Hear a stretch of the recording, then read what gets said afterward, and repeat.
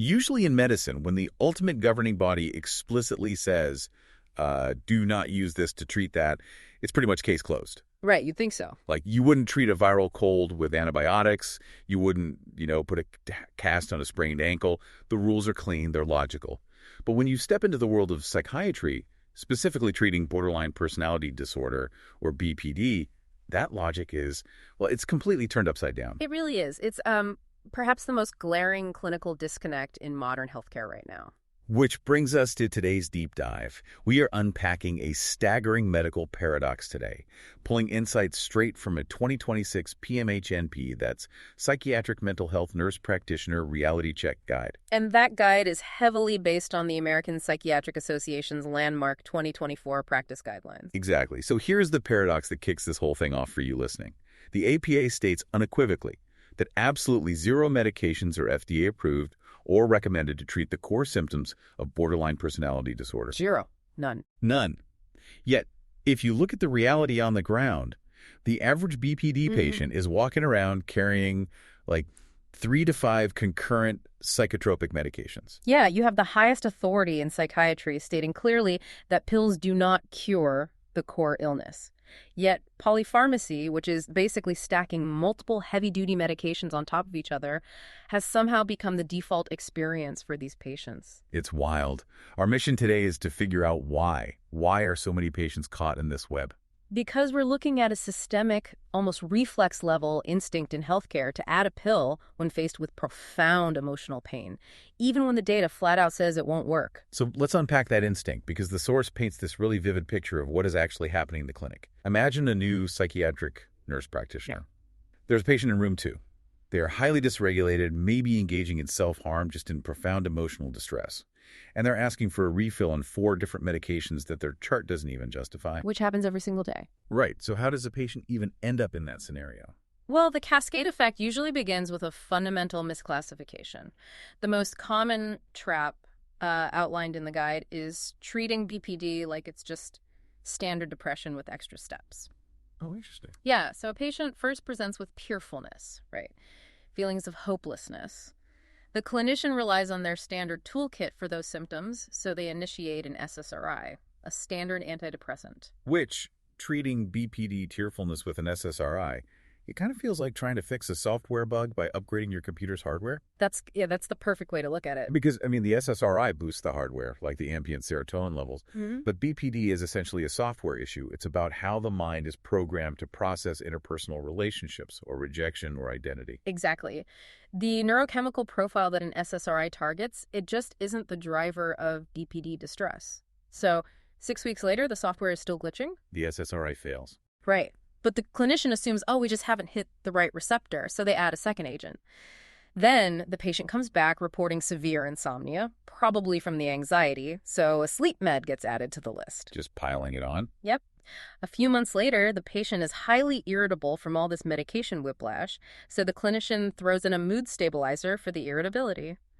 Fast forward 6 months, you look at the chart, and this patient is on 5 heavy-duty psychotropic drugs. Dealing with all those compounded side effects. And fundamentally, their core software is no better than when they walked in. Wait, I have to stop you there.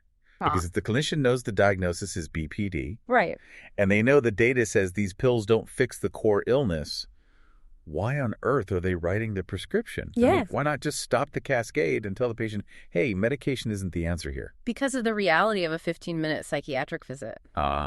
It's a failure of systemic boundaries. For a clinician sitting across from someone in an acute crisis, saying no feels incredibly unsafe. I can imagine. When a patient is desperate, threatening self-harm, just hurting deeply, offering a prescription feels like throwing them a life raft. Saying yes keeps the prescribing pad moving. It diffuses the immediate tension. Exactly. It defers the much harder conversation about behavioral change. Often, the clinician's own tolerance for sitting with the patient's acute discomfort is really low, so they prescribe to alleviate their own anxiety just as much as the patient's. Wow. So the medication is treating the tension in the room, not the pathology in the patient. That is exactly what's happening. That completely reframes the issue. Okay. And it explains why the 2024 APA rulebook completely rewrote how this is supposed to be handled. Our source outlines 3 strict rules that every practitioner now has to memorize. The new paradigm. Right. Rule number 1, no medication treats the core illness. Rule number 2, any psychotropic drugs that are used must be strictly time-limited and targeted at specific measurable symptoms. And rule 3. Yeah, rule 3. A full, comprehensive medication review must happen every 6 months. And the explicit goal of that review is finding what to taper off. And those rules all hinge on this brilliant systemic guardrail called the target symptom contract. Right. Let's talk about that. It fundamentally alters the prescribing workflow. If a clinician is going to start a medication for a BPD patient, they can no longer just write for stabilization or for mood in the chart. Vague terms. Right, no more vague terms. They must document exactly what specific symptom the drug is targeting, what objective improvement actually looks like, and crucially, an exact date to end the trial and taper off if it fails. So it's a binding plan. Yeah, the guide notes that anything without that explicit contract is just polypharmacy by default. Okay, but wait. If the very first rule is that 0 medications are recommended for the core symptoms, why is there a target symptom contract at all? Like, why are we handing them any script in the first place? It's a really important distinction. There's a vital difference between treating a core illness and treating a target symptom. Medication cannot touch the core of BPD. It can't touch the identity disturbances or the chronic feelings of emptiness, the profound fear of abandonment. It's the software issues. Right, the software. However, medication can be used as a strictly adjunct tool, like a temporary bridge. Oh, I see. Think of an acute spike in aggression or a co-occurring major depressive episode or severe paranoia that is actively preventing the patient from engaging in talk therapy. The medication isn't the treatment itself. It's a short-term stabilizing mechanism to help the patient access the real psychological treatment. So it's kind of like giving someone a local anesthetic so they can tolerate setting a broken bone. Yes. Like the anesthetic doesn't heal the fracture at all, but it makes the incredibly painful work of setting it possible. That is a great analogy. So what does this actually look like in practice? Let's say a patient comes in highly aggressive. They're throwing chairs, exhibiting extreme impulsive anger. We obviously can't just numb them indefinitely. How does the target symptom contract handle that specific presentation? Okay, so for impulsive aggression and anger, the evidence points toward a very narrow lane of second-generation antipsychotics. Narrow lane. Very narrow. The source highlights aripiprazole at low doses. We're talking around 10 to 15 milligrams. It has the best signal-to-tolerability ratio. Yeah, how does that work? It works through dopamine partial agonism. So instead of completely blocking dopamine and turning the patient into a zombie, it acts like a thermostat. It cools down the brain's reward and impulse circuits just enough to take the edge off the rage without flattening their cognition entirely. Got it. And the guidelines also mention olanzapine, right? They do, but they caution heavily against its massive metabolic cost. Which brings up the intense vigilance required here. These aren't just Tic Tacs. These drugs have heavy tolls on the body. Immense tolls. If you prescribe a second-gen antipsychotic, you are mandating routine metabolic panels, fasting glucose, lipids, tracking their weight. Wow.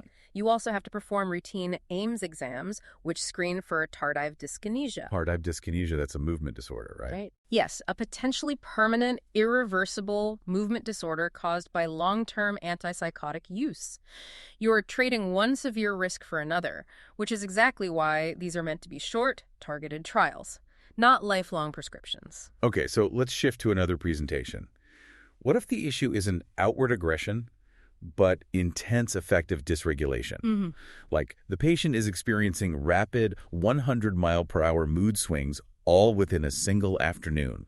In that scenario, the target shifts to mood stabilizers. Lamotrigine is the preferred choice here because it protects the patient's weight and cognitive function. And how does lamotrigine actually help? It works by essentially buffering the nervous system. It calms the electrical misfires in the brain, which helps smooth out those rapid, intense emotional spikes. But it's not a quick fix, is it? Not at all. It requires patience. It takes a minimum of 8 weeks to safely titrate up to the effective 100 to 200 milligram range. Okay, and the source also mentions valproate for mood stabilization, but there was a massive red flag there regarding teratogenicity. Yes, the risk of severe birth defects. Right. For any patient of reproductive age, prescribing valproate requires strict, heavily documented counseling. The teratogenic risks are just incredibly high. Again, you're balancing a modest reduction in mood instability against profound physiological dangers. It's all about risk versus reward. And the final specific presentation the source covers is for cognitive perceptual symptoms. This is when the patient is dealing with transient paranoia or severe dissociation where they feel completely disconnected from reality under stress. For severe dissociation, the guideline allows for very low-dose, short courses of antipsychotics to just ground the patient. Low dose, like how low? We're talking quetiapine at 50 to 150 milligrams or aripiprazole at just 5 to 10 milligrams. And the loudest part of this recommendation is that these are categorically not for maintenance. Just a bridge. They are emergency breaks for an acute spike, to be tapered the moment the patient regains connection to reality.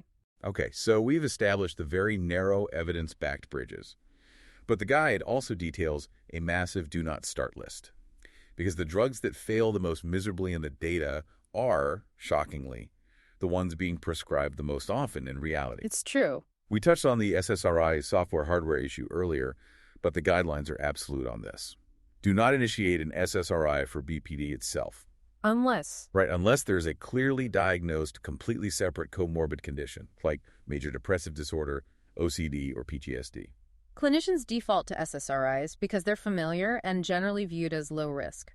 But initiating an SSRI for a patient whose core struggle is, say, a fear of abandonment, it's completely futile. It doesn't touch the fear. No, it just exposes them to side effects like sexual dysfunction or emotional blunting without offering any mechanism that actually addresses their relational trauma. Then there are benzodiazepines. The guide leaves absolutely no room for interpretation here. Benzos are strictly off limits. Benzodiazepines act similarly to alcohol in the brain. They flood the system with GABA, which rapidly lowers inhibitions and induces relaxation. Which sounds good if you're anxious. Sure, for someone with a standard anxiety disorder, that feels like relief. But for a BPD patient whose core struggle involves emotional regulation and impulsivity, lowering their inhibitions is throwing gasoline on a fire. Oh, that makes sense. The data shows benzos actually worsen impulsivity, they increase the frequency of self-harm, and create these brutal patterns of physiological dependence that are nearly impossible to unwind. But the mistake, that is perhaps the most insidious, according to the source, involves the misuse of antipsychotics for sleep. Yes. We talked about quetiapine earlier as a low-dose, short-term option for dissociation. But the source calls out this dangerous habit where clinicians prescribe massive doses like 300 milligrams of quetiapine just to knock a dysregulated patient out, and then they chart it as mood stabilization. That is the ultimate clinical trap. It's confusing the clinician's relief with the patient's remission. I like to think about it like this for you listening. Imagine you have a car engine that's rattling loudly. It's shaking, it's clearly malfunctioning. Prescribing a heavy sedative like high-dose quetiapine to force sleep is like trying to fix that loud engine by pouring sand into it. Oh, wow. Right? Sure, it's quiet now, the rattling has stopped. But you haven't fixed the engine at all. You've just broken the machine so completely that it can no longer make noise. That isn't a targeted symptom treatment. That's just a chemical restraint. Exactly. And this is where the system completely fails the patient. The clinician feels better because the patient is no longer calling the crisis line at 2 a.m. Out of sight, out of mind. And the patient might even report feeling better because they're too heavily sedated to feel the agonizing spikes of abandonment anxiety. But the expert guidance is unyielding here. Emotional numbness is not remission. Numbness is not remission. Being too tired to exhibit symptoms is not a cure. The only valid standard of improvement is measurable behavioral change. Fewer instances of self-harm, improved interpersonal functioning, better distress tolerance. Which perfectly sets up the most difficult but crucial mandate of the 2024 guidelines, the art of de-prescribing. This ties back to that 6-month reconciliation rule. The quote from Dr. Lindsay Hill in the source perfectly anchors this shift in mindset. She says, "The clinical skill is to subtract. Every refill is a choice, not a default." A powerful quote. So how does a clinician actually execute a taper for a patient who has been on 5 medications for years? Well, de-prescribing requires infinitely more clinical skill than prescribing. I bet. It's a highly thoughtful, delicate process. You never just cut someone off. You target one agent at a time, usually the one with the highest side effect burden, or the one with the least evidence for their current symptoms. And then what? You taper it slowly over weeks, continuously documenting the trajectory of their mood and behavior. And the surprising outcome noted in the source is that You would assume taking away a dysregulated patient's medication would cause an immediate spiral. Right. But the evidence shows that most patients do not destabilize during a thoughtful taper. In fact, the opposite often happens. They actually become more engaged and productive in their therapy. Because you're finally removing the sand from the engine. Right. As the heavy sedation lifts, the patient regains access to the actual emotions they need to process.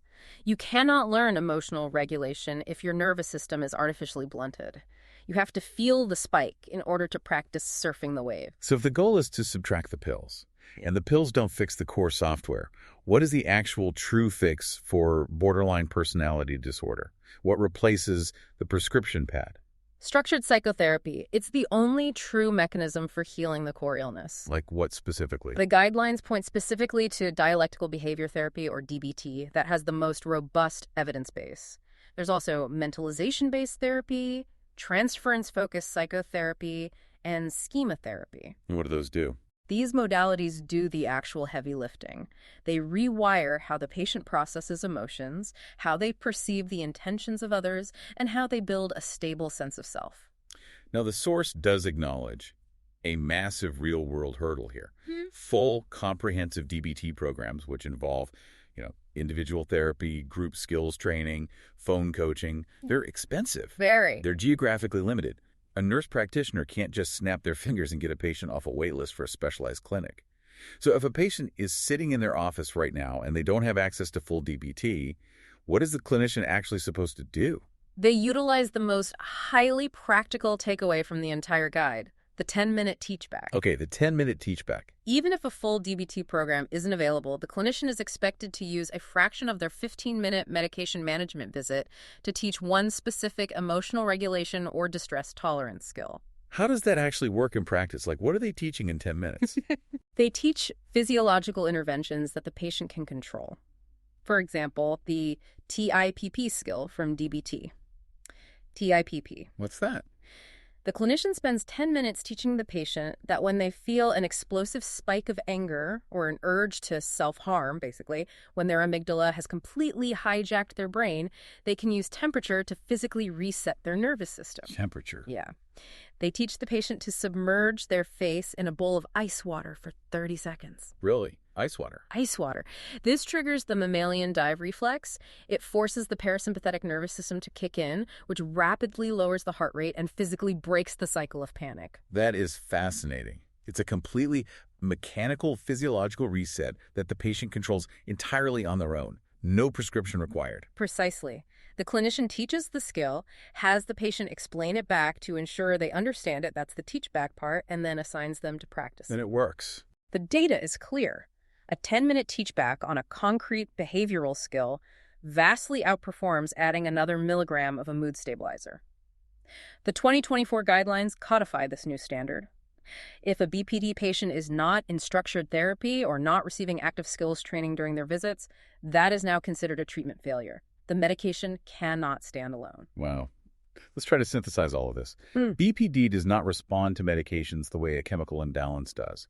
It's not a deficit of serotonin to be supplemented. It's a behavioral and relational framework that has to be actively rebuilt. Exactly. Good prescribing in 2026 means prescribing significantly less. It means tying every single pill to a measurable target symptom with a strict expiration date. It means avoiding SSRIs and benzos for the core illness. And it means using that mandatory 6-month review to subtract the heavy-duty sedatives rather than just adding to the pile. And the ultimate value of this paradigm shift is profound protection. Protection for the patient. Right.